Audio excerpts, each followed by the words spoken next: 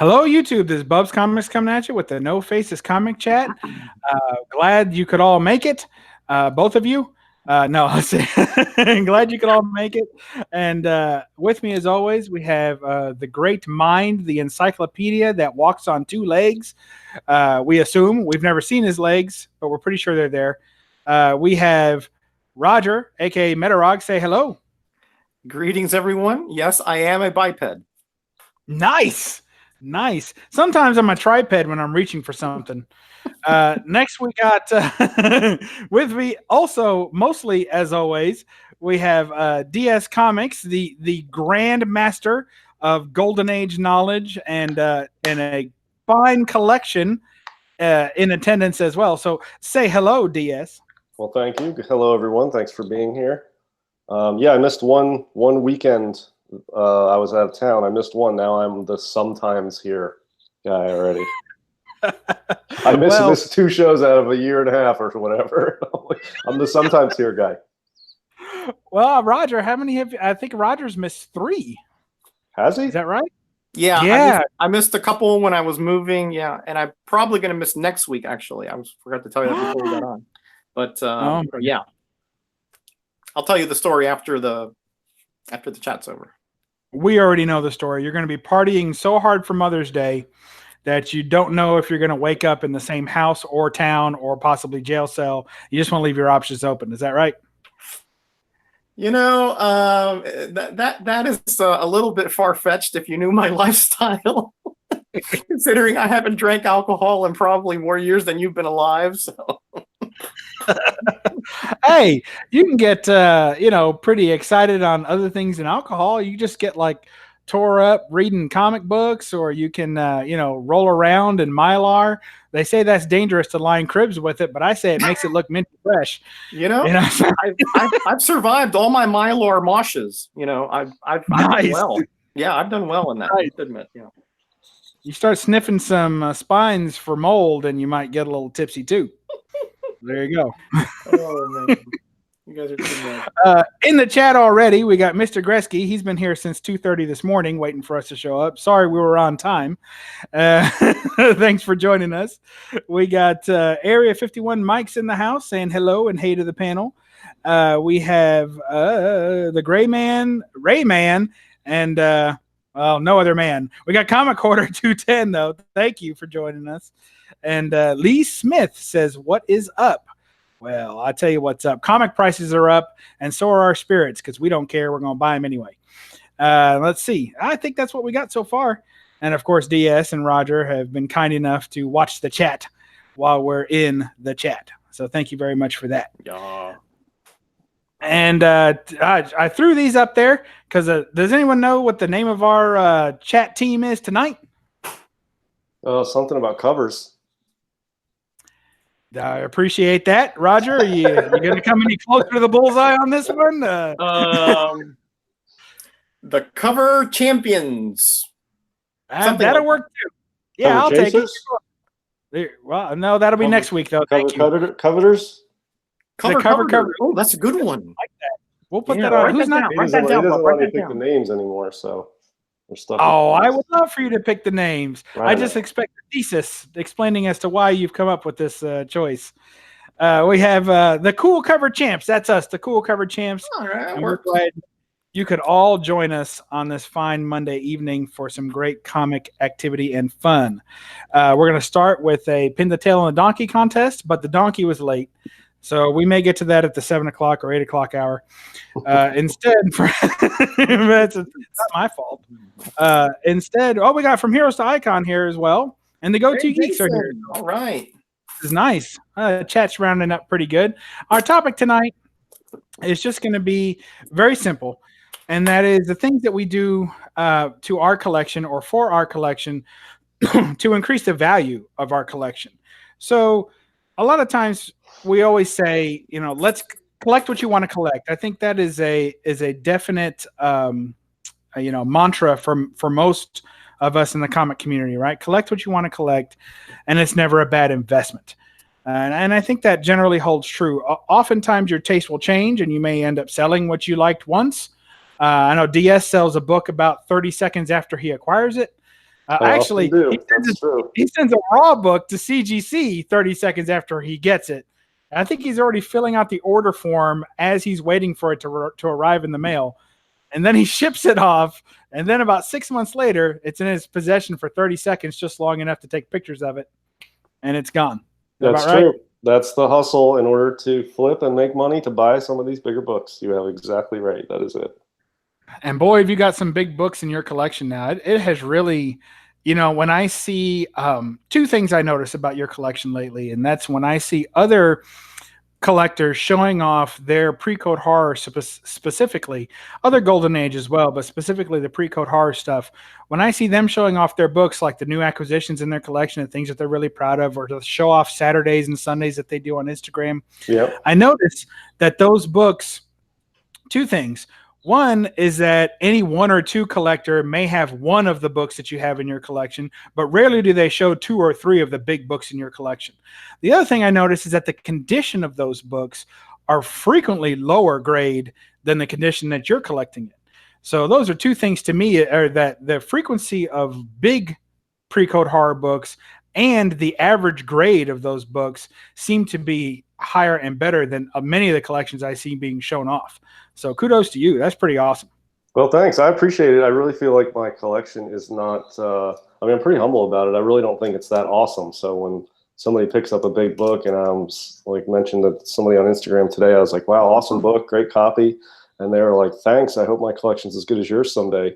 And I'm thinking, I think yours is about on par with mine now. I don't consider my collection to be, some awesome collection, but I'm methodical and I work from the big books down. So I have, out of my top 10 of pre-code horror grails, I have like 8 or 9 of them already.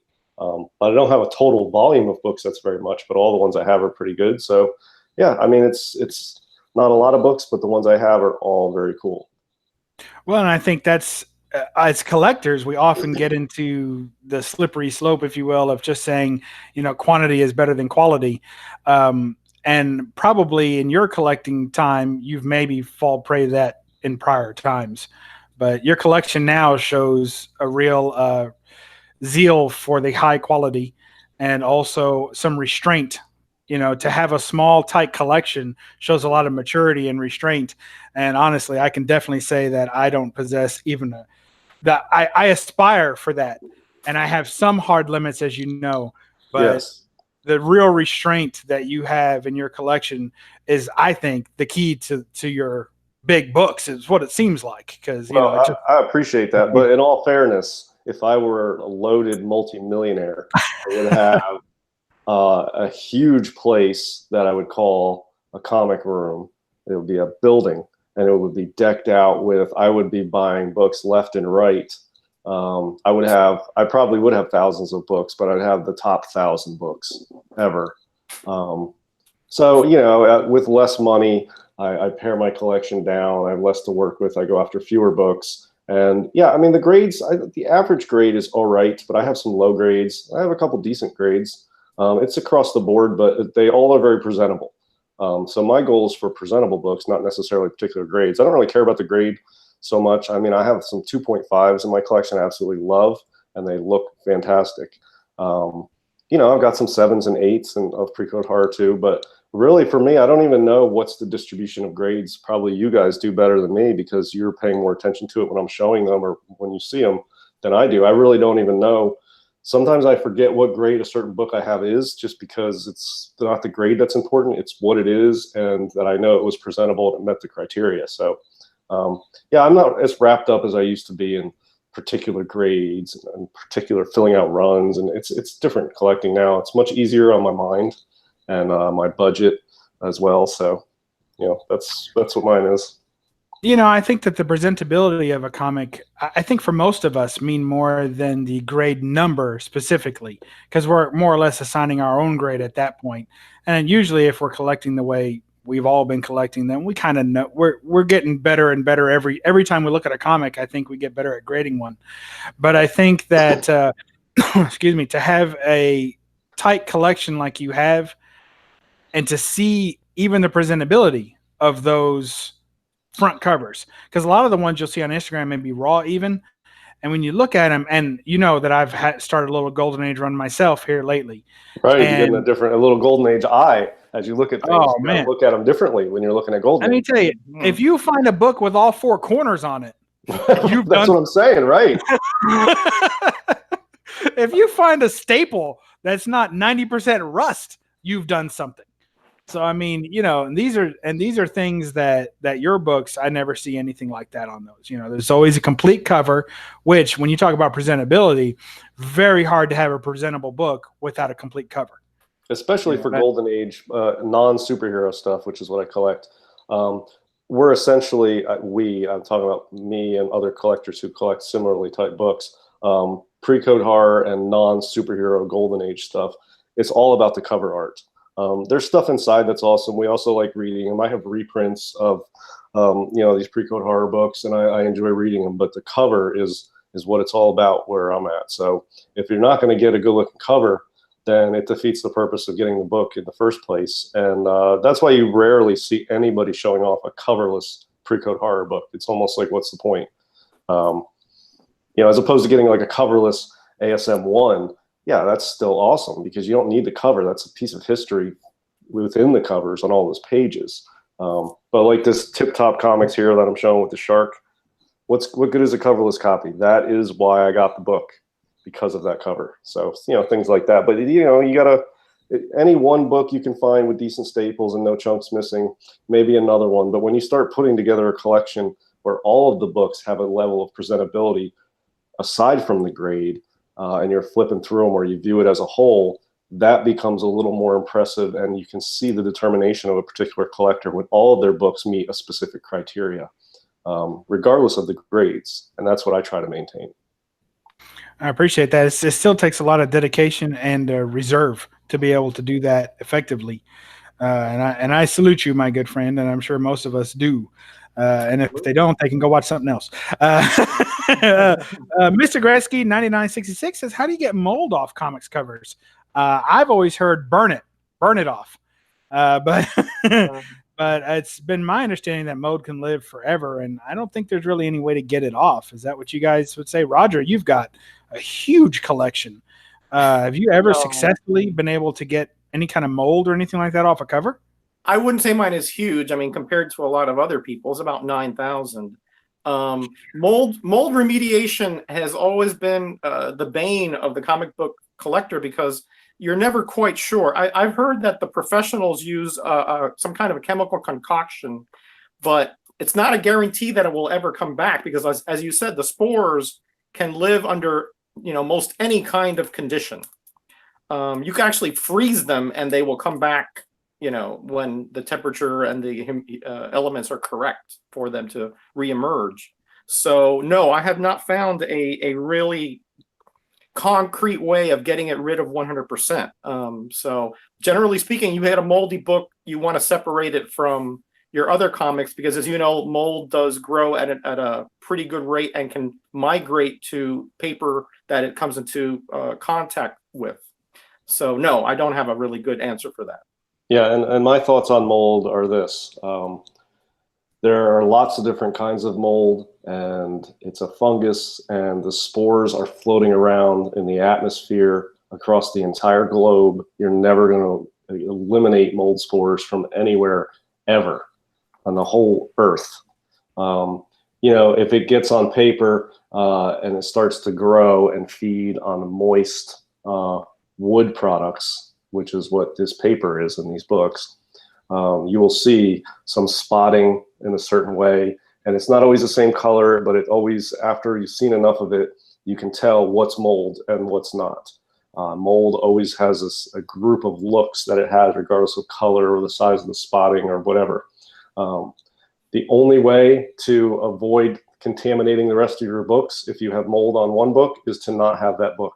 Because even just moving it, getting it and moving it over like this, there are mold spores, which are microscopic, that are coming out the sides, that are coming off the top of the plastic that's been there since you put it in, and it spreads. Now, if you keep the moisture level low, you don't get the mold really feed on dry paper very well. It takes a long time, but if you keep the moisture content down, Almost all the books, I would say every single book that everybody has mold spores on it.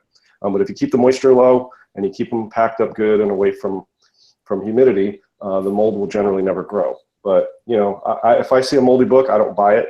I don't put it near my collection. You can't effectively separate a moldy book from the rest and think that it's, you know, sterile containment. It's just not possible. And so I just avoid mold entirely. Yeah, you can hermetically seal it and quarantine it, but I mean, it's really at that point, why are you keeping it? Because you can't access it. And they have it can be contained, but it doesn't make any sense. Your best thing is to get it out of the area. It's true.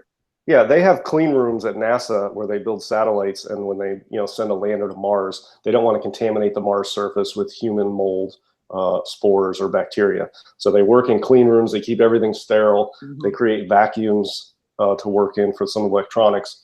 Even those are not 100%. They will admittedly minimize it down to a very small level, but they can't even get it all gone. Yeah.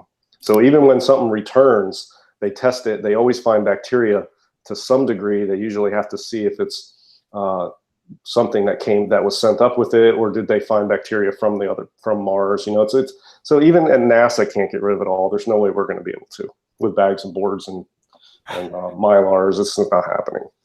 Well, there you have it. Gretzky and everybody in the chat here. I don't want to interrupt, but it's getting away from us. So I don't know if you saw the Go-To Geeks. I'm assuming Lawrence is in the house. Yep. Hey, buddy.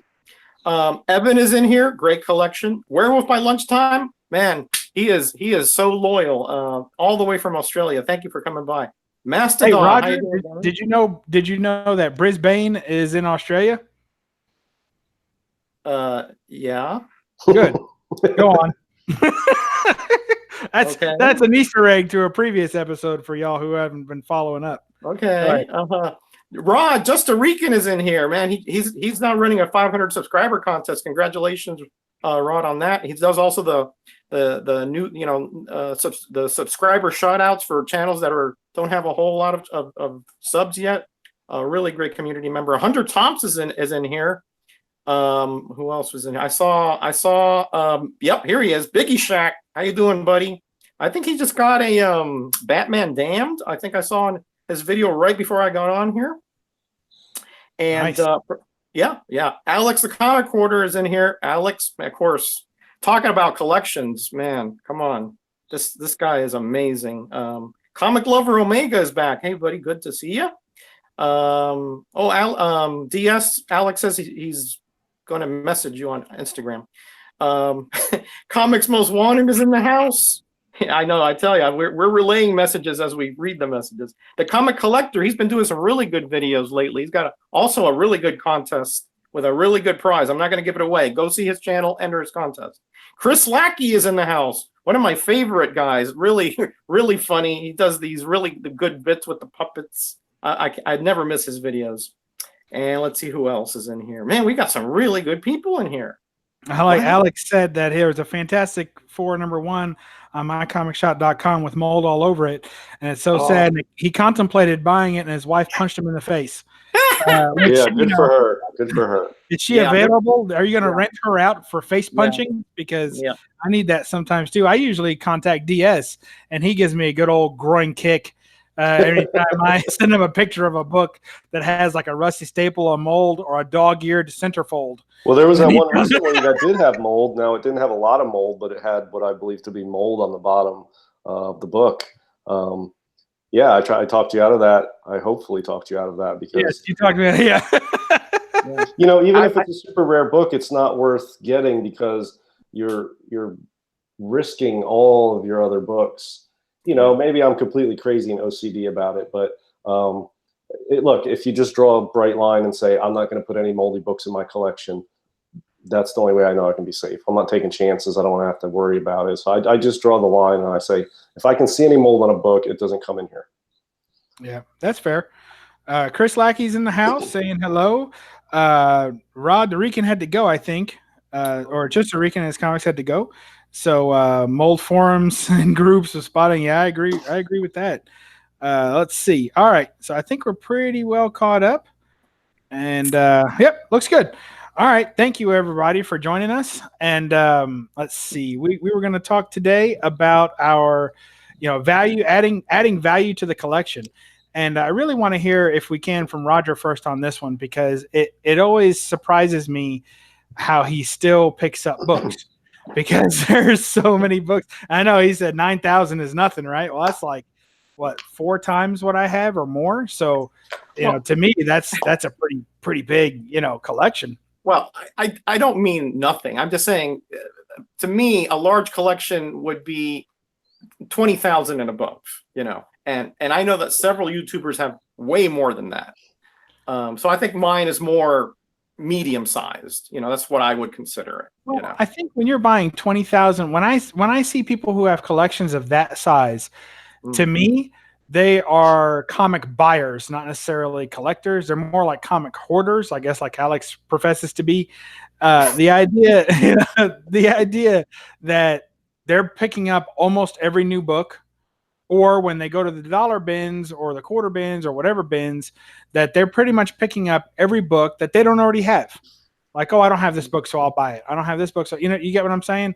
And to me, that's less of a collection. I'm not knocking anybody with a collection that large. And some people do have collecting goals to have basically every comic known to man. And congratulations. I hope you get it. But I think when you talk about a value of a collection, when you're picking up a lot of those books that not only mean basically nothing to you, but nothing to the comic market, if you will, at large, then you're kind of devaluing your collection a little bit. Does that make sense? Yeah, I mean, if you're going down that route, I would agree. But there are a lot of most of the collectors I'm talking about are collectors that are organized, that have lists, that are finishing runs, that are looking into Silver Age and Bronze Age and back, and are making concerted efforts to make their collection, as well-rounded as possible. Obviously, I used to have another 15,000 comics but those were all 90s comics and a lot of independents. I sold those many years back because of what you said there. That was really more an accumulation, not really a collection. I didn't love them. I didn't really find that I had any connection to them. So for me, it didn't make sense for me to keep them. So I got rid of them. I actually made a small profit on them. But I guess originally, I don't want to get off on too much of a tangent here. But you're fine. What I'm saying is that if for me to appreciate my collection monetarily and emotionally, I'm trying to do one of 2 or 3 things, and one of them is to actually be more focused. And I think this is what you were inferring previously. More focused as my collection as to what I wanted and what I perceived and what I admired as a kid, and the characters that started back in the 60s and 70s that made it all the way to 30, 40 years. And I'm going to follow those characters throughout their career until the Copper Age. Pretty much around Copper and turn of the century is where I stopped, because there the page quality changed, and to me that really made once they changed newsprint to that slicker paper, I lost something in that transition. So I want to follow those characters all the way to that point. Really, where Marvel went to the Heroes Reborn, that's really where my cutoff is. So that's how I'm trying to refocus my collection. Now that's emotional appreciation, financial appreciation. As you said, I like to go through shops and garage sales and estate sales, and if I see an upgrade there for a cheap price, not even a reasonable price, a cheap price, okay? Yes, I said it. Then I will pick it up, right? And I'll switch out my lesser grade copy and sell or send that in AOK or use that for a trade bait or something of that nature. But at this point of my collecting life, I'm not looking to get too crazy, because I think we discussed last week or the week before, there's an end game here at some point that I want to get down to about 1 long box, when I retire from comic collecting. and that will be just the very, basic, most loved, most valuable, and most appreciated emotional books, plus my 30-cent variant set. That's going nowhere. So that's really encapsulating what I'm trying to accomplish, and in one sense, but also how I really appreciate my books financially. Now, also it's just, time appreciates them, because most of the comics that I bought from the 50-cent bins are now worth at least, $5 to $10, and some, hundreds, some thousands. So just having them for long periods of time appreciates them, because things come up, movies and characters get rebooted and become popular and things like that. That's cool. I think that part of it is that, like, for instance, one of the things that I do to increase the value of my collection that I already have, as opposed to adding, because there's lots of ways, right? So you're talking about adding books that are more valuable, that you care about more, having a greater appreciation for your own collection. And then, of course, over time, it's amazing how these books just become hot, right? So like, I've got this Thor 337 up. I picked it up. I got my son a copy because he was a Beta Ray Bill fan. About a year ago, I got him a copy signed by Walt. And then when just a couple of months ago, I was like, you know what? I really need to get a copy of that. And the main reason I need to get, even though it's one of his favorite characters, because he loves it so much, you know how that is. And of course, I love it too. So I was like, well, I should probably get one for myself, because everything he likes tends to blow up. Just like a year later, that's what's in a movie, or that's what's popular. So I went ahead and picked a copy up for myself, and boy, am I glad I did, because today they've blown up because of the Guardians of the Galaxy news or whatever. So I don't know if it's all speculation or what, but it doesn't matter. It affects the market, and now these are going for twice what they were going for a week ago. So it's stuff like that. When you have a collection like yours, Roger, I feel like a lot of people run out to the dollar bins when they hear speculation news, like, oh, I got to go find this comic. If I had your collection, I'd just be going to my own collection, being like, oh, what? Here it is. Time to put a little yellow sticker on it and show that it's worth something, Well, I don't do the yellow sticker thing, but, I watch, like a lot of people probably on here, I watch Daz the Key Chaser over in the UK. And actually, I was having a little conversation with him today about Hulk. I think it's 234. Mm-hmm. Which is the first time that Quasar is named in a comic book as Quasar. And, I got that out of the quarter bin way back when. Those Hulk comics after 200 were essentially quarter bin fodder for many years. And so I've built full runs out of the cheap bins. So I do a facsimile of what you said. And I've done the same thing. Like my Thor, I don't think I have a 337. I think I stopped right before that. But I have 30 years worth of Thor, Avengers, Spider-Man, things like that. So yeah, when something comes up, I look through. There it is. There's a 252. There's a 194, whatever, Amazing Spider-Man, and generally they're in good shape, because unless I picked them up when I was a little bitty guy where I would really not take care of my comics, rolling them up in the back pocket. Their bags are boarded for 30 years. Yeah, no, I've seen comics like that. You just tell they've been sticking out of some kid's jeans back pocket, rolled up, riding on a bike, it's got like butt sweat and rust all over it. Oh yeah. Yeah, they get kind of rough. Yeah, we would leave them outside sometimes, in the grass. Like leave them outside. They have like in the grass, in the tree house, whatever, I remember that. I remember having comics that had grass stuck to the bottom of them. You bring them in the house and you have like grass on the floor. They were knocking off the comics. we got Dr. Vonchilla in the house. Good to see you. Hey, John. Good to see you, buddy. Yeah. Bad Dad 320's in the house. Highly a Comic Bro made it, so welcome. Knights of Old's here. Man, we got a rocking chat tonight, man. Knights of Old's got some great comics he's been showing lately on Instagram. Just fantastic stuff. Pope Cerebus is in the house. Welcome, everybody. So glad you could all make it. To catch you up real quick, we're just talking about how we add value to our collections and the various ways that happens. For another thing I've been doing to add value to my collection is I've been rebagging and boarding my entire collection, and I'm about 500 comics or so shy of being finished. Nice. And it's about to kill me. Like I worked on it so long yesterday, my back was hurting, just like, and I was sore. Oh yeah. Sure. So that's, putting them all in Mylars. As to me, it's like the lowest form of adding instant value to the comic, because if nothing else, it's at least worth the cost of the Mylar it's in. So that's helpful. Well, it just makes it look better because you have that. It gives it a certain luster that that the matted cover doesn't have. So I think Hialeah Comic Bro. I saw one of his videos and he showed an Eternals 2, and I thought it looked like VF, and he was like, "No, it's VG," but because it was in a Mylar, it augmented the presentation of it. Because I just picked one up also on Saturday.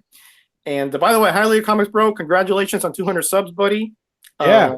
Yeah, man, he's from my old neighborhood in South Florida, so I'm ecstatic. Everybody, please sub up Hialeah Comic Bro. He is really picking up some good stuff. He is really a great supportive YouTuber. But besides that, I just wanted to state that the Mylar, you're right, that is the instantaneous kind of at least one grade upgrade. Because I did the same thing. I put my Eternals 2 just to sort of test it out, and I was like, he's right. It makes it look like, a fine or a VF. So yeah, I agree. And as a low grade collector, I've got lots of books that need help, and getting that grade bump brings them all the way up to like a 0.5.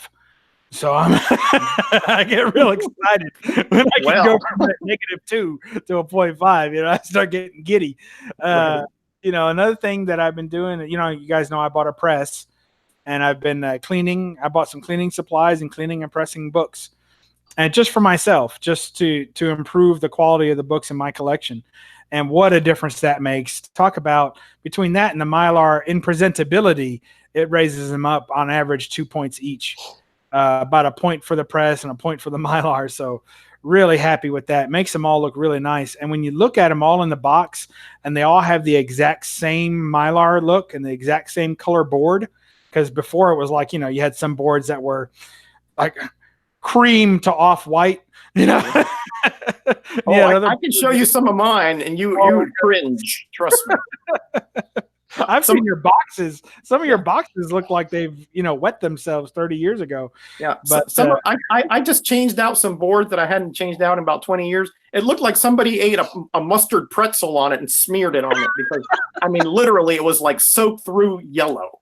That's how much it absorbed of that nasty stuff, the acids and so forth that were in that comic. So you got to change them out. That's one thing I've learned. You do have to change the boards out on a regular basis. Definitely. Yeah, and when you're buying one, and they're all getting new boards and new bags. And when you're buying books online, or even in the shop, but I see it even more when you buy them on eBay or something. A lot of times it'll have an older looking board, but it's not terribly offensive. It just looks okay. Well, my advice, my little quick tip is to take the board out and match it to the back cover, because if there's ink transfer, sometimes you'll see a little bit of pink or red coming off on the board, and you'll notice many times it's from a different comic book than the one that you purchased. Yep. It'll have a completely different back, ink transfer on the board than is the back cover of the book that you purchased. And the reason is because these people are offloading their old crappy boards on you, because they don't want to give you a new board. They're going to give you an old junky board and an old junky bag. And it's not even so anyway. And then you can have ink transfer back to your comic from the board. So my recommendation is, and a lot of people have said that it's like buying used underwear. Just as soon as you get, we got DS Comics. He's trolling the Walmart parking lot for spare change, right? And he's sewing 2 remaindered pants together to make 1 pair. But the fact of the matter is, I don't even think he's buying used underwear. So get rid of the old bags and boards when you get them. When you get a new comic in the house, you don't know, it could have mold or spores from another comic that they transferred out. Just treat it like an unsanitary thing and ditch it. That's my advice. Yeah, unless I know it comes from a reputable source, but like if I like many YouTubers, or obviously you, Bub, Lawrence and I trade a lot of books and things like that. But if it's an eBayer who I don't know, even I will throw away those nasty things and get new ones. Yeah. Yeah, so let me be the minority voice here. Tell you how much I hate Mylars. Some praises of Mylars. I can't stand Mylars. I don't use Mylars. I don't buy them.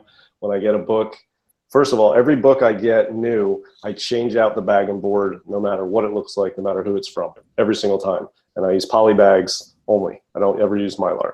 Now I get all of my stuff graded eventually, so I'm not keeping it in Mylar forever. You know, I'm keeping them in slabs as the final destination of most of my books. But Mylars and Golden Age books is a bad mix because Mylars are very stiff. First of all, the corners will crack over time. I think you do have to change them out, just like anything else. But they're very sharp. They're very crispy, and the flaps on the back can really catch on tattered edges of the spine or the right edge of a Golden Age book that's maybe in a lower grade. I don't like putting books in and out of Mylars that are Golden Age. I also don't like buying books that are in Mylars because, yeah, VGs look like VFs. That's a problem if you're a buyer. I don't want to buy a book that's in a Mylar because you have to take it out to really see it. It's very tough to buy a book in a Mylar and have a good idea what the condition is because everything looks VF to near mint in a Mylar. You know, they're expensive. I don't think they do a better job of protecting a book than a poly bag. They present better, but you know, a brand new poly bag looks as good as a Mylar to me, and I get them graded anyway, and I don't have the risk of Mylars tearing the edges or the corners or the little tattered little pieces hanging on the edges of Golden Age books. So I don't like Mylars. I don't use them. But, you know, I know they're very popular. And if you're not getting books slabbed and they're, you know, not tattered on the edges or the spine, Mylars are probably good. They look really good. And, you know, they're very popular. But I hate Mylars and I don't ever use them. But every single book I get, no matter who I get it from, no matter where I get it, I have new bags and boards here. Every single book I get, I take it out of the bag and board, and then I put it into a new bag and board every time, no matter what. Now, you've touched on something that I want to continue with, but real quick, I want to mention that we've got, of course, more people in the chat. Robert, the comic book G-Spot Galvin is in the house, so that's cool. Silver Age Guy's in the house. Thank you for joining us. Alex Comic Core is still with us. I guess he doesn't plan to go on his run tomorrow because he usually listens while he's on his runs. While he's running, yeah. Yeah, so glad to have you live and sticking with us. And Bad Dad had mentioned something that he likes the blue painter's tape. And I know Alex is a big fan of the blue painter's tape. And I was going to do a video on this, and I probably still will. But it's one of those videos that nobody will watch. I have a few of those out there. But I was just going to show you, if you guys are a fan of the blue painter's tape, and I was too, but I've moved away from it. And the reason I moved away from it is because it's so gosh darn ugly. Even, you know, and mostly because of my ripping skills of the painter's tape. Now, if I could find one that was on a perfect dispenser, then I'd probably like it again. But I'm so bad at ripping, they always make corners, and it just looks bad when I do it. You get a masking tape dispenser, and you buy the bigger rolls. You know, they're like that, and they got the big hole in the middle, and you can put them on the masking tape holder that's heavy on the bottom, and you just pull a piece out. So look, I love Scotch tape too. I'm very odd as a collector when it comes to how I curate my collection. I love Scotch tape. I use it all the time. I have painter's tape, but I use it probably 20% of the time, and it's usually only in shipping. But everything else, I use Scotch tape, and I fold the tabs over every time I put it on the back of, like, you know, on the back of a book. You know, I just use Scotch tape. And I like the uniformity of the Scotch tape. And this is what I've moved to. I've moved to Scotch Wall Safe Tape. And this is basically a Scotch brand form of painter's tape. It has the same properties as painter's tape. You can put it on a wall. You can rip it right off. And it says it's made with Post-it technology. And it's basically like putting a Post-it note on a book. You can peel it right off, and it leaves no residue. See, because I was using like regular magic tape and stuff like that. And if you leave that on a bag or Mylar or anything for any length of time, when you peel it back off, it leaves a little glue spot on the back of the board or back of the bag that later, if you don't put another piece of tape exactly where that was, you're going to have glue exposed in your comic box, and I hate that because it ends up sticking to other things and other things, yeah, bags, yeah. Or my poor son, he one time laid a book on top of that, and it ripped the entire big old patch off the book. It's happened to me. Yep. So this is what I'm using right now, and I absolutely love it. It comes and peels off, and I've done tests on it. I've stuck it to books and peeled it off, and it doesn't have any color removed. Now, of course, if you left it on there for days, I'm sure you'd have a problem. But I took some junky books and I put a bunch on there, and I left it for a little while and peeled it off, and they all came right off. With no problem. So this is what I'm using now. And of course it comes in a dispenser. If you're going to buy this, I suggest you buy it at Walmart because it is twice as big as the size that you normally get. And at Walmart, they give you, double the amount for the same price. So it's a bigger roll on there. When you buy it anywhere else, it's half that size. So when are we getting the BUB'S Comics discount code for 3M? It's in the works. I gotta it's in the works because I tell you, man, I think you just convinced about 20 guys to go and buy that stuff, including me. It's great. I love it. And this is touching on a subject that I'm very passionate about. And also I'm seeing Pope Cerebus mentioning resealable bags. I guess he doesn't like those. I also hate resealable bags. But the subject that I'm passionate about is not just collecting. It's curating. I consider my collection of books to be a collection of art. It's my art collection. And like any good museum that has art collections, they have a back room and they have a curator. And the job of the curator is to maintain the collection and maintain the value of the collection. And that takes time, it takes money, and it takes some dedication. I have a steady supply of different types of tapes. I have all the different size bags here, all the different size boards. I have cardboard that different sizes I can cut to. I have different types of cardboard. One is like, I can never remember the name of it. It's like a compressed cardboard. It's not corrugated, but you can get it in different thicknesses. I have that, which I can cut to size, and it's a little stiffer and thinner, but it's like a heavier chipboard. It's called chipboard. And chipboard is great for lots of different things in the comic hobby. So yeah, I keep a different types of pens, Sharpies, humidity catchers. You can have the buckets. I have little pouches I was just showing the guys before we came live. Yeah, and there's the moisture eliminator in the bucket to put in a large area. Yeah, so all of this stuff is part of curating the art collection. It's part of the reason why I don't like Mylars, because you put a book in a Mylar, you're good to go forever, it's done. Well, it's not. This collection needs to be curated on a regular basis. I change bags and boards out. The tape I fold over, I go through so much tape. Tape is cheap. I mean, don't chintz on tape. Don't chintz on bags and boards. I mean, even the expensive bags, I buy poly bags. They're cheap, but I personally like them better than Mylars. But you get 100, I buy 100 bags and 100 boards from BCW. I buy them off Amazon. I'm a member of Prime. I get free shipping. Yeah, it's like, what, $15 or something for like 100 of each. I don't know exactly. It's so cheap compared to what I'm trying to protect and preserve and maintain that a lot of people overlook that. And it's easy to do because you want to spend your money on books, and you don't want to spend it on tape and bags and boards. But you really need to, it really helps maintain the collection in a satisfying way and maintain the value and keep the condition of the books and the way they're stored and everything. It's really important to me. And I spend most of my time, I probably spend 80% of all of my time split between curating and researching. And the other 20% of the time is spent looking for stuff and planning how to budget and what to buy. So, 80% of my time in this hobby is not spent looking and targeting and budgeting and buying books. It's spent on curating and researching. But curating is a huge thing. I'm very passionate about it. And a lot of people are reusing bags and boards. They don't have them on hand. They're reusing pieces of tape. They're trying to, make shift things and make them work. And, that's fine if that's what you want to do. But for me, I need to be curating this as I look at it as an art collection. And I have like my own personal museum of collectible art. So that's my view of curating the collection. Well, that's very important. And I want to talk some more about that. Can you tell us, and I know this is kind of cheating a little bit, but we know that you're big into slabs, obviously, as a method of increasing the value of your books and of your collection, and in preserving the value that they already have at the time of purchase.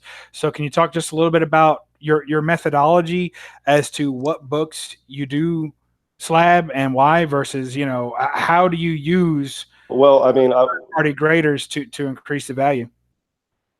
yeah, I've been essentially my collecting at this point for my personal collection. I have two types of books I buy. I buy flip books and I buy PC books. Pretty much all of both categories I get slabbed, and some are slabbed for value to sell, and some are slabbed for myself. Now, for me, the way people like Mylars is the way I like slabs from a presentation view. I like to feel the slab. It's rock solid. It looks good. It's nice to have a slab. I just like slabs. But aside from that, it's a good way of preserving a book. It's a good way of establishing a concrete value on some of these golden age books where you can never be 100% sure there's not restoration. It solidifies the value in the market. Most 99% of all comic sales are done on the internet these days. A 9.8 always sells more than a raw 9.8 because it's a 9.8 if it's in a slab. Same thing with Golden Age. You have a 4.5 blue label CGC. It's liquid. You get full value for what it is in the market whenever you decide to sell it. So yeah, I mean, I get everything slabbed. The stuff I get slabbed to flip is just because it'll be much easier to sell. Again, it's much more liquid, and if I can get a high grade, you get more money out of a high grade if it's slabbed than if you just say it's a high grade and you take pictures and put it on eBay. But even the slabs I get, I put in like protective bags because I don't want the slabs to be scratched or get anything on them. So I'm very OCD about my collection, but slabbing is a great way to solidify the value of a book in today's marketplace, which is predominantly done online via photos. And you might say, I'm buying this book, I'm never getting rid of it. I've said that about so many books that I have then later on gotten rid of. And like we talked about last week, your collecting and your tastes will change over time. And I notice a natural evolution of most collectors over time. They change what they like. They pare down. They want to raise money for bigger books, whatever. So something you buy today, you think you're going to keep forever. You might not. So I slab everything. I know the value. If I ever need to move something, it's good to go. It's good to preserve them, to keep them safe, and they just look awesome. It's like my version of a Mylar. That is really awesome. And I like how, when I put something in a Mylar, it's almost to fool me a little bit into it looking better. But it is a method of presentation. Yeah. But, I'm presenting it better, but I know that when I pull it out, it's not going to look as good, And so when you have it in a slab, I think it's another level because yes, it presents better, but it also has that grounding grade on there. I bought, and I'm not ashamed to say this, but I got my first Golden Age slab this past week, and it's a 1.0. And that thing looks way better than any other Golden Age book I have. It looks amazing in that slab. I mean, I like it so much that even the 0.5s that I've been collecting in the Golden Age, I'm ready to go get slabbed. I don't care if it says 0.5 because it looks so amazing. But the grade tells a story, and then the notes tell a story. And, so you can have it slabbed, and it still maintains some of the integrity of the presentation because now oh, this looks great. It has restoration. It's a purple label, but it looks great. Whereas opposed to a book that's just in Mylar, it's kind of, well, it looks great, but we don't really know the story about it. So I can appreciate that. Yeah, and I really like having the indicia, so to speak, of the label on a slab. I like it says the title, it says the month and the year, it has the artist, it has the keynotes, it's got a color which has a designated meaning in the hobby, it's got a number for the grade, and it just pops and it looks professional. It looks like a collectible, valuable piece of art that's worth owning, and I like everything about it. But yeah, it looks professional, and it looks decent and nice, and it looks high dollar. Even if the book's not high dollar, it still looks high dollar. I don't know. I just like them. They're just cool. Well, this is where we disagree here because I agree that the slab for liquid, true. For protection, true. But there are other methods that you could use that would be just as effective. But I do not like the way comic books look in slabs at all, not even a little bit. To me, it looks like you have something entombed that is not supposed to be. A comic book is not supposed to be seen just on the front and back cover. If you could open it and reseal it, but then of course that would destroy a lot of those liquid aspects that you talked about, Diaz. But to me, I have a couple of them, and honestly, I hate them. To me, it's almost like I'm jailing a friend. I am imprisoning a friend unjustly. Now, if you're going to do that temporarily to sell it, I understand that completely. But for me, for my collection, for the way that I like to display it, I don't like it at all. The label is cool in a sense because it has the specs, like you said, Diaz. But to me, the comic doesn't belong in something that you can't appreciate all of it. You can only appreciate about less than 10% of it. And admittedly, all of my books at this point, as the Golden Age non-superhero books, 99.99% of the value is the front cover. So in the slab, I lose nothing with my books because when I like this Tarzan one I just got, I haven't had a chance to go through it. I will go through this very carefully. I will read it. I will enjoy the interior of it once, and then I will get it slabbed and enjoy this cover forever in the slab. I don't feel like I'm missing out on anything. It's a collection of disconnected stories inside. It's not an ongoing story arc like a Superman or a Batman Golden Age issue might have. But with the internet these days, if you want to read any of these books, you can find a digital copy somewhere. You can find reprints and not like graphic novels, but like hardcover anthology collected series of those. I buy those. I'll read the hell out of them. I don't really care the condition. It's a hardcover book I bought for $15. But yeah, I mean, if you're collecting, some Bronze Age, like putting together a whole run of Iron Man from the Bronze Age, and you want to enjoy it and read it, yeah, those are not good books to slab. But this Tarzan book, it's attached, and it's got I'd say creamed off white pages. I looked at it briefly. The staples are good. They're not rusty. It's decent. I'd say it's probably a 2.5. It might hit a 3. But I'm going to get this slabbed after I read it, and I will always be able to enjoy this cover. It'll always be protected from bending. Nothing's going to protect anything forever. Over time, everything disintegrates to dust.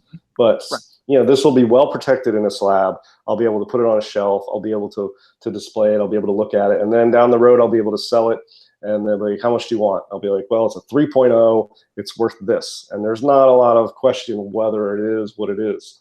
But yeah, I'm not losing out by slabbing something like this. Now, the Legion of Monsters might be a little different because this is a kick-ass storyline inside. If that's slabbed, you're not going to be able to read it. But this is what I bought this to flip.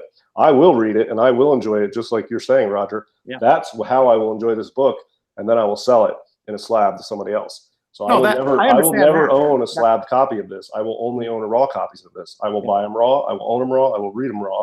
I will slab them and sell them. So yeah, I think that's fine. I don't have any problem with that whatsoever, because I think your argument is you can't counter it. I mean, obviously a slab is going to be so much more liquid because there's no risks at that point, right? I think I've discussed in my videos, like the cutout coupons and Marvel value stamps. Those were a major bummer. So I'm with you. If I'm buying something, I wouldn't mind doing that.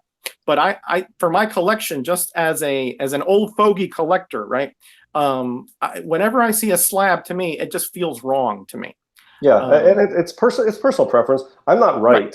I mean, I know what I like and what works for me. I'm not right. I mean, most of the time I'm wrong, if you want to be honest. But I don't really care. No. But I don't really care. I mean, I like slabs because I like them, and that's not right or wrong. But for me, it works, and that's what I like. And for Golden Age collectors like myself that are non-superhero Golden Age collectors, it's mostly slabs. We get everything slabbed in my little niche of the community of what we collect. But overall, I think there's an even split between liking slabs and not liking slabs. I love slabs, and I totally get why you don't, and I don't think either of us should change. Well, I think I agree. I think that the slabs versus non-slabs. What I like about a slab is that it's non-permanent. That's all, because that means that someone can be more easily sold at a corrected value, and True. if you don't like it, you can crack it. And if you do like it, you keep it in there. And if you want to read it, you can crack it, read it, and ship it off again if you want. I mean, there's so many things you can do. It's a non-permanent way to transport a book even, so it doesn't really bother me if I buy a slab versus not a slab. There's some books I send to get slab, and I guess I kind of fall in between you guys, because I have some books that I feel I know the feeling that you're talking about, Roger. I know that feeling because I have books like that where I want them to be freed from the slab. I bought the giant size X-Men #1 from Alex.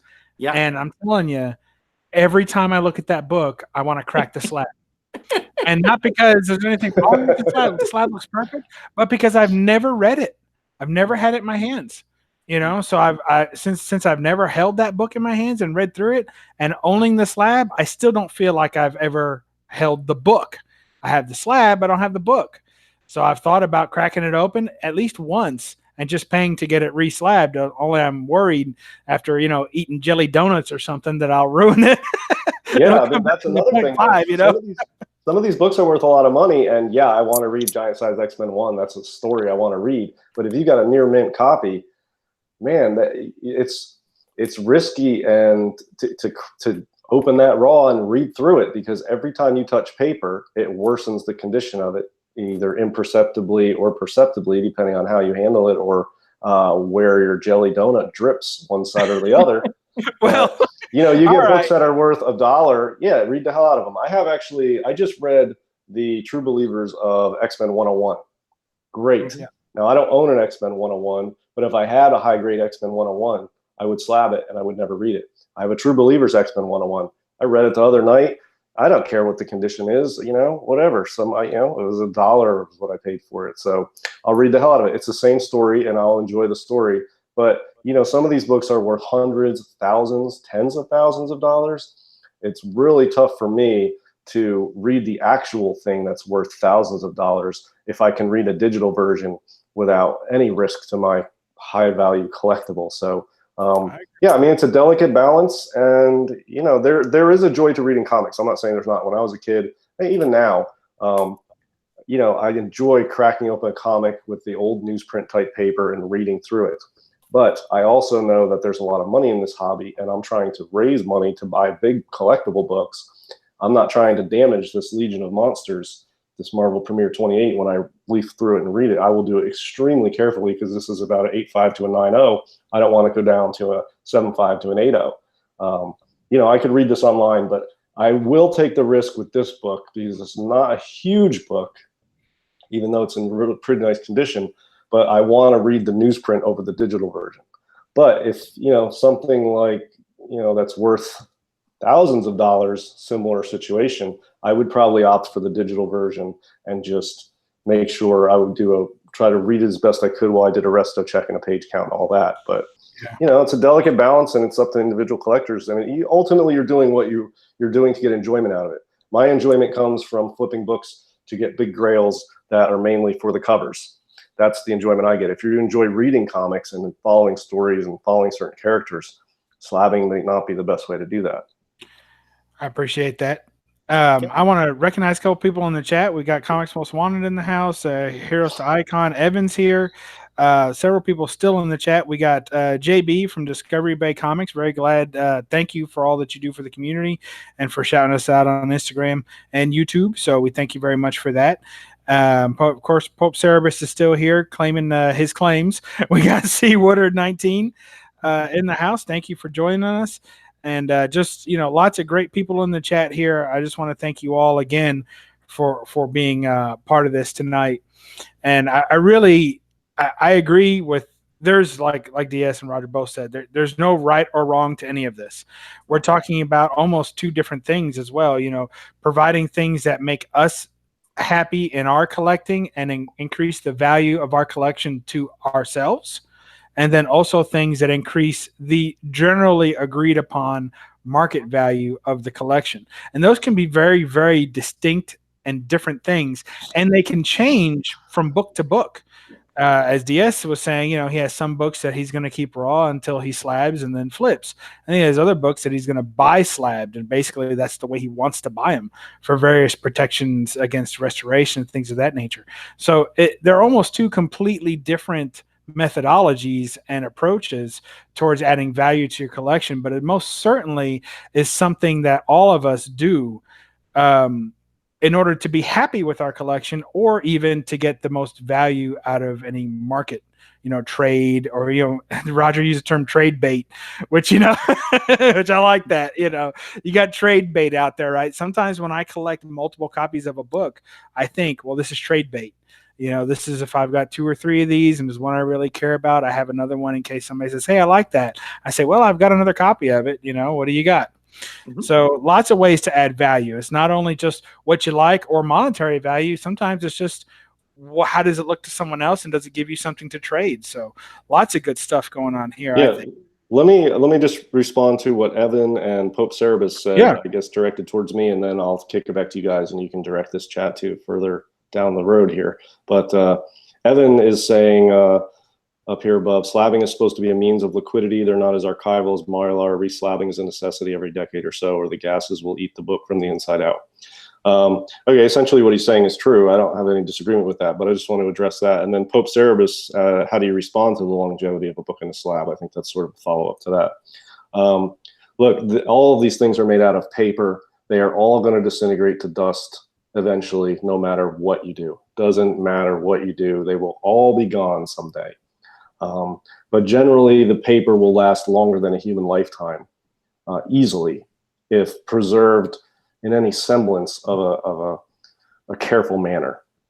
But yeah, slabbing, what CGC does when they slab it is they put microchamber paper inside the covers, and that microchamber paper absorbs pretty much anything coming off of the cover and the pages, the splash page and the cover. It'll absorb like gases and some ink and some acid. And it's a good way of preventing the cover and the splash page from interacting chemically. That lasts, 5 to 10 years, depending on who you ask. I think CGC recommends switching that out every 7 years.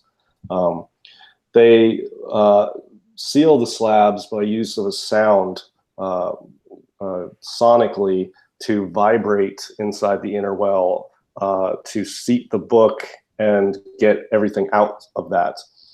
Is it a perfect vacuum seal? No, but I mean it's a pretty well sealed against moisture and air getting inside the inner well at this point. And then the plastic case on the outside is not as sealed as well. It's just pretty much closed and melted together on the sides. But you can get, there's not much humidity is even going to get through that, but there's air can get in there. But the inner well is pretty well sealed. Yeah, those books are not perfectly preserved either. I think they're preserved as well as a nice tight Mylar would be for the most part, maybe slightly better. But I think Mylars and slabs and polybags, all this stuff needs to be changed out over time. So yeah, slabs over time, I will submit them for reholders, on a 7 to 10 year rolling basis, so to speak. But I haven't been doing this so long that I've covered many periods of that 7 to 10 years. So it's something I plan on doing over time, submitting a few books here and there to get reslabbed. Because yeah, nothing's lasts forever, but the goal is to get this paper to last longer than a human lifetime. And that's pretty easy to do. You can do that with polybags. I put all my books I bought in the 80s and early 90s into polybags when I bought them. And they sat in a long box in the original polybag with the original board at my parents' house in their basement for over 20 years before I got them out. And when I got them out, the tape was not easy to peel off. It was all stuck and like melted on there. The boards were still pretty white. The bags were in still good shape. I submitted them to CGC, numerous of them. They all came back at 9.8 with white pages. And they were just sitting in poly bags in a box for over 20 years. So it does, we're talking about the minutia, and it's really almost a negligible difference between a Mylar or a slab or a poly bag.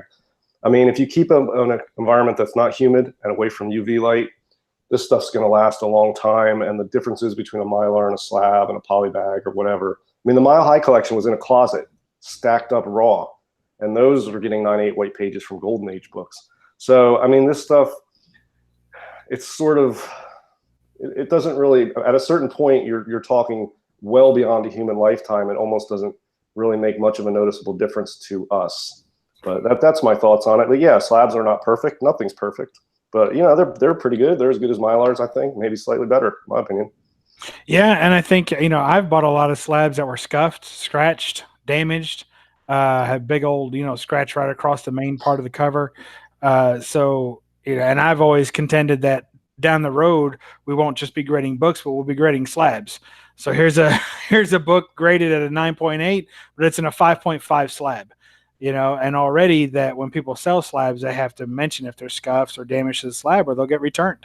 So, you know, I think that there's already, you know, like anything else, nothing is a perfect preservation. But each of us are doing something to make the comic more appealing when we pull it out of the collection and look at it. Yeah, the best thing to do is live in Phoenix as opposed to New Orleans.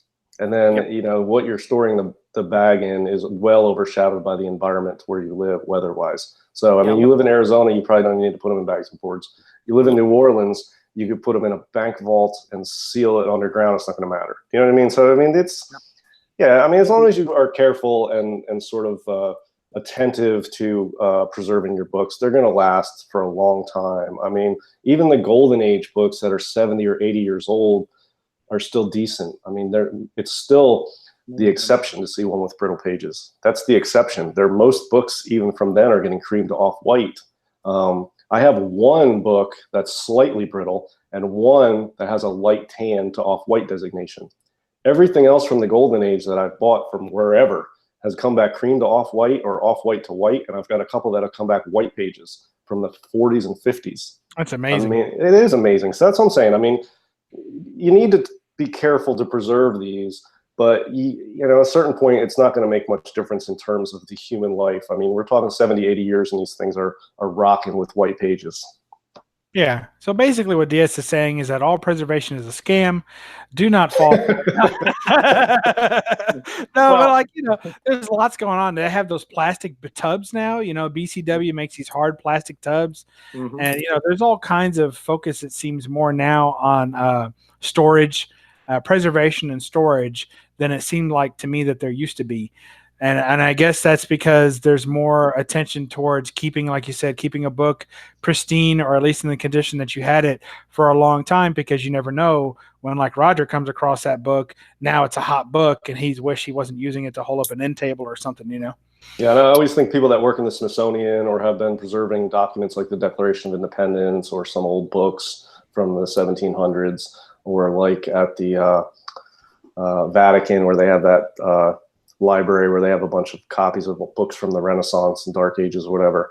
I think they're laughing at us comic collectors, freaking out about arguing about what's the best way to preserve it. They've been doing this for hundreds of years, essentially, and they know you take care of it, you do what you can, and this stuff will last forever, essentially, for all practical purposes. And they're like, you know, they're probably laughing at us that we're arguing what's better for a book that's 30 years old, a Mylar or a slab or a poly bag. They're like, what are you kidding? We got Declaration of Independence from 1700s we're working on. Like, you guys, you got hundreds of years before you have to start worrying about these Bronze Age books. Like, just chill out. That's how I feel like, you know what I mean? Like, and that's an original find. This stuff's not collectible until we hit the 80s. And then that Declaration of Independence doesn't even have a yellow label. So how do we know it's really signed? You know? Exactly. Yeah. You know, but it's a good point. Environmental factors are probably the number one thing you can do to help your comic collection. You know, keep them out of direct sunlight, keep them in low humidity. Like the Mile High collection that DS referenced before. Well, they were kept without protection, but they were in huge stacks, so there wasn't a lot of air intrusion because they were compressed with a lot of weight. But in Denver, you have a mild environment too, so that is why they were just the white pages were so white, because there was no acidification, because there was no environmental intrusion into those pages. Yeah, and also I think a lot of people realize this paper has acid in it. Most of the older stuff, I don't know about the newer stuff. I'm not as into that, but there's acid in the paper, so no matter what you do, that the paper is going to eat away at itself over time. So you can't prevent it entirely. No, all you can do is retard the acidification process. But that's another thing. That if you're a curator of comics, you almost have to be like an amateur chemist, because you're looking at all these different concoctions that we can put together. Humidity chambers for pressing. Deacidification processes, dehumidification processes. So it's incredible how much knowledge you will gain just from this hobby, because if you do want to curate a collection correctly, DS knows this better than any of us. You have to study, you have to research, you have to look at other aspects of other types of collecting, like book collecting. Like I've seen scrolls that are thousands of years old, and they're brittle, but they're still there, and they had no protection whatsoever. They were out in the open air. So technically, theoretically, these could last several lifetimes without too much damage. Especially with the knowledge that we have today that they didn't have in the past. Yeah, and Comics Most Wanted nailed it. Store in a cool, dry, dark place. That's key. If you do that, you've got 95% of the preservation done, no matter what you do with the book. Just like the Mile High collection. That was in a high altitude. There wasn't a lot of moisture. It was in a closet. Most of it was, not most of it, it was all in basically a dark place stacked up. But the books that were not on the very top of those stacks, they saw no light. They were getting virtually no humidity. They look at those. I mean, those are books from the 30s, 40s, and 50s, and they're getting 9.8s, 9.6s, white pages. They're pristine. So, just be attentive and be aware of it, and don't be, stupid and leave your stuff outside when it's raining. Essentially, that's all you got to do. Don't be like you were when you were a kid. Well, I used to leave comics on the porch. I would read them and come in at night, and I would just leave them sitting there, and then I would go back out the next day. Those ones I didn't send in because they were not 9.8s. But after I got in, when I got a little, those are like mid-'80s books, early to mid-'80s. When I got into the late '80s and early '90s, I became serious collector for a teenager, and I bagged and boarded and stored everything properly. But I've got some, I have a Fantastic Four versus the X-Men. It was a 4-part miniseries. Loved that as a kid. And X Factor #1. Those are beat to hell because I didn't take care of them because they came out in the mid-'80s, and I just read them because I love them. And even still, I have those, and they're not bad. I mean, they're still in good shape. Nice. Absolutely. Nice, I've got a few from when I was a kid, and they are bad and they are in rough shape. They're all cover detached and they're all dog-eared and curled up, but I still have them. I don't care. It's not bothering me. It gives it character. I think when you damage something, it gives it character. When you have memories attached to every fold and every crease. But if you're going to buy someone else's damaged stuff, you're like, I'm not really in love with this one. Yeah, look at this one. This is one of my originals here. Has a few little issues, shall we say? Boy. Yeah, but the colors pop on it. Look at that! Look at that cover. Oh, yeah, that's pretty beat. I think it's see-through. Yeah, this is a special transparent variant. And that's just from opening it over and over thousands of times. Yeah. Probably not even from crit or chew or humidity or anything. That's just because you wore out the spine opening it. Yep, I just read it that many times, And actually, I just upgraded it. I'm gonna have a video tomorrow where I got an AOK from Lawrence, and he sent me some upgrades. But I just took this out to show it in the video because it's amazing. Just reading it, how much damage you can do to this over 35, 40 years. That's wild. That was a great book. I like that. Oh man, I tell you guys, I want to again just thank everybody in the chat. Thanks for joining us. Thanks for being with us. We kind of went from adding value to collection to preservation, but a lot of our chats seem to generally be, I hope, informative and circle around things that we do, and we all do things. I think the three of us have very differing approaches to this hobby, almost every aspect of the hobby. So I really want to thank you guys for sharing how you do it. Again, when assembling this fine team of the cool comic cover collectors, I really like I wouldn't say opposite nature of the two of you, but the different spectrum of comic collecting in all aspects between the two of you. And I tend to find myself somewhere kind of meandering in the middle and often falling on one side or the other of the fence. And so I really appreciate you guys joining me, putting up with me. I know it's not as hard to put up with each other as it probably is to put up with me. So I want to thank you again for almost always being here to do that. I really appreciate it. Well, you know, you were the brains behind this quirky trio that we have here. So, you know, we owe all this to you. If it wasn't for your brainchild here, I don't think we would be nearly as successful. I mean, when I say successful, not monetarily, but you know, all the incredible people we have in the chats and the input that we have and the feedback.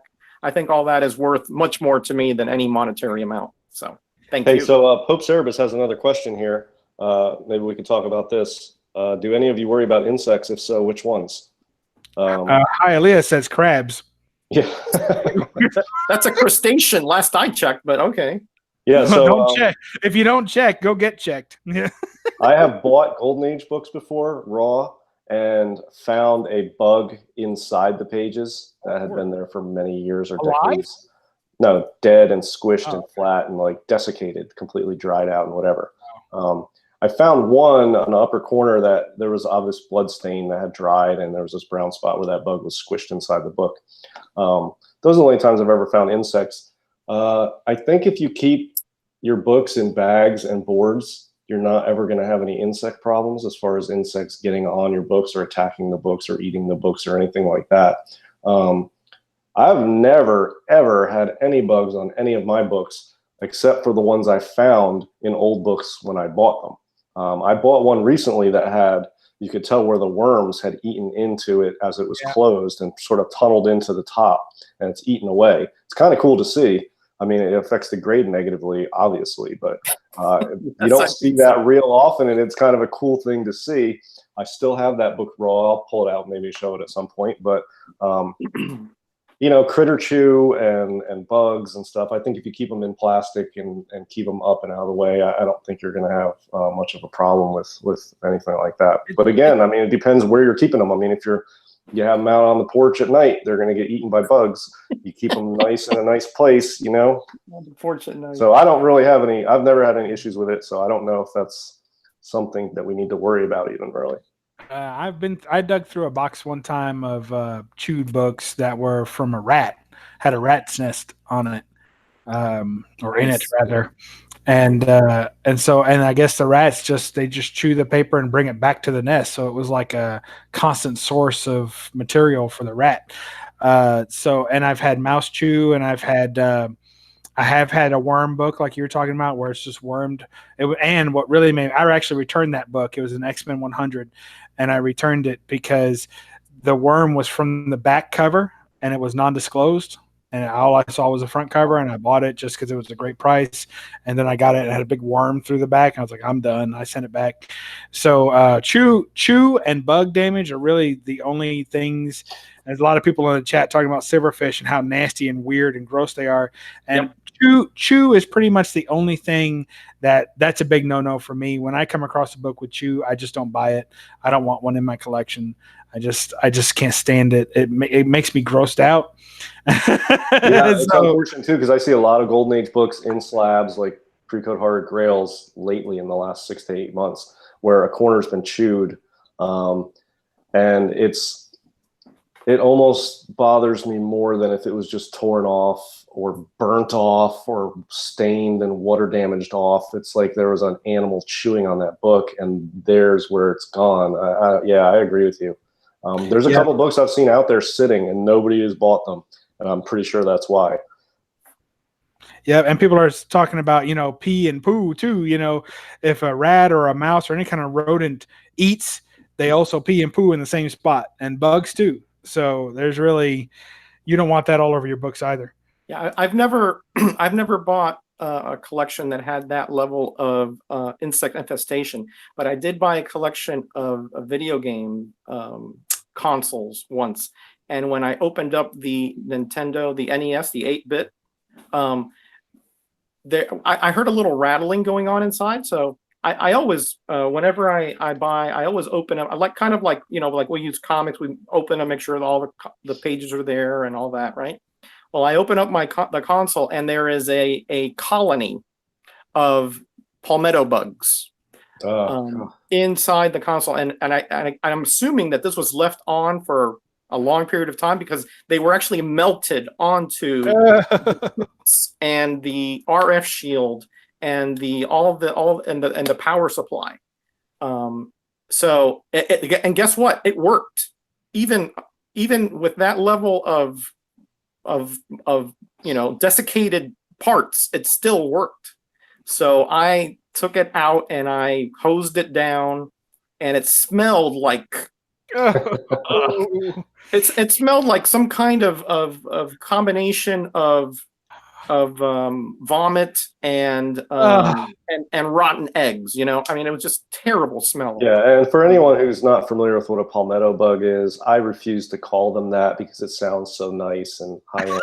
It's a gigantic, overgrown southern cockroach. Correct. Exactly what it is. Palmetto bug sounds so nice and innocent. Those things are monster cockroaches in the South, and that's they call them palmetto bugs, and I refuse to call them that. They're like 2-inch long, gigantic monster cockroaches. Mutant cockroaches. Yeah, we have them in our area, and they wear sneakers and a helmet. Yeah, that's to give you an idea of how big. You can train them to transport things. They're that big. Absolutely, they're huge. You can get insurance. But I took it out, and I totally got that thing, clean. There wasn't even a residue, but it still had that little bit of a smell. You can never get rid of that. Yep, that's terrible.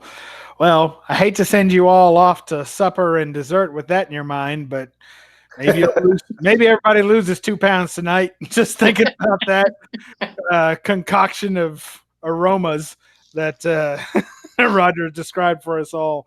And of course, if that doesn't scare you, DS will tell you a nice bedtime story about spores all over the world coming after you. So, yeah, we talked about some nasty stuff tonight: fungi, bacteria, insects, rodents. The gamut of OCD. So these are the things that occupy my attention in the hobby. Is the going to the full max of fantasy and imagination with the OCD stuff. So I try to imagine spores, and I try to think about how to preserve these books, and I think of how the acid works. Like, I'm obsessive about it. Like, this crowd understands that, but a lot of us do. Yeah, a lot of us do. We get it. All right, guys, let's shut her down for tonight. I want to thank everybody in the chat. I want to thank, obviously, my panel. As always, you guys are the best, the absolute best. And every time I see you on somebody else's chat, I think, you know what? They're the best part of that too. No. So I just want to thank you guys for always being here. Tomorrow night I'll be on a chat with Klaus, the Geeky GMT.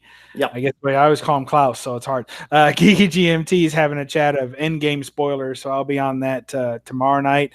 And if you look real close, you'll probably see my face because I had said that I would do. If I did anyone else's chat, then I would be respectful and show my face. So if you're looking for our first appearance of BUB'S Comics prize-winning mug, I won't tell you what prize it won, but it's one prize. Then check that out on Geeky GMT's channel tomorrow. I think, Roger, are you doing another 3-hour book review?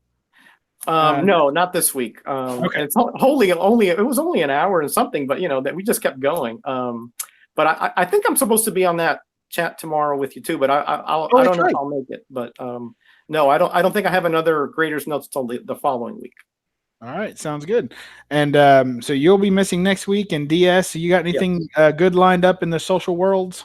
Well, I uploaded a video this afternoon, a recap of this most recent Comic Link auction with the Silver and Bronze Age books. So if you want to see how the market looked in April on Comic Link for Silver Age and Bronze Age stuff, go check that video out. I just uploaded it today.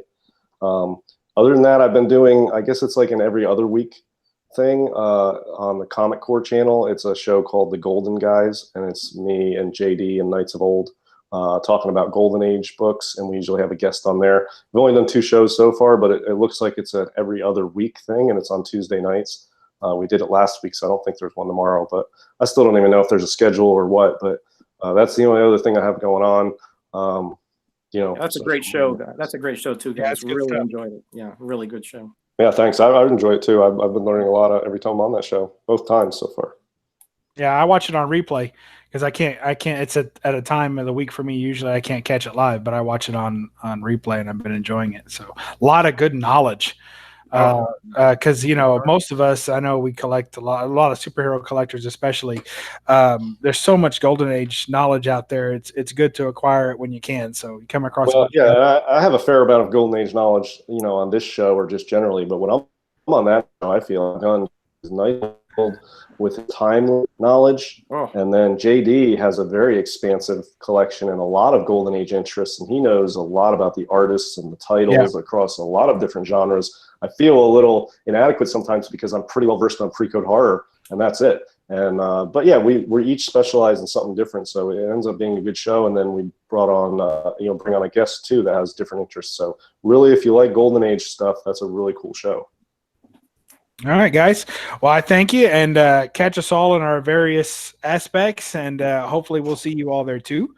And until next week, I want to thank everyone here, of course, and everybody on the panel. And we will catch you next week on the No Faces Comic Chat. Let's say our rounds of goodbyes. We'll start with you, Roger. All right, everybody. Thanks. Man, wow. I say this every time, but this chat is just off the chains good, and we really appreciate it. The show is the three of us, but really it's the 40 of us or whatever it is on the chat here. So I appreciate it to no end. You make this show all that much better, exponentially better. So everybody, be blessed and be back. Thank you, Roger. Go ahead, DS.